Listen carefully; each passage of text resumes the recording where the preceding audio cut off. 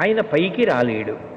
ఎవరైనా పట్టుకుని పైకి లాగుదామన్నా జారిపోవడం అయితే జారిపోయాడు, కానీ ఆయన ఆ ఇరుకులోంచి పైకి రాలేడు. బలవంతంగా లాగే ప్రయత్నం చేశారనుకోండి, ముక్క ఊడిపోతాడంతే తప్ప ఆయన్ని పైకి లాగలేరు.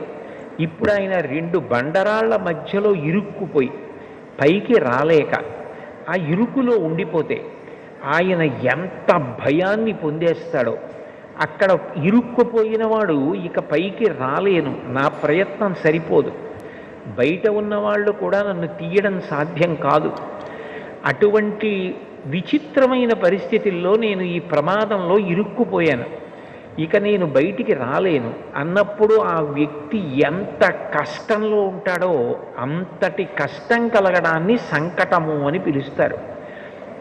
అటువంటి సంకటాన్ని కూడా తీయగలిగిన వాడు ఎవరు అంటే విఘ్నేశ్వరుడు.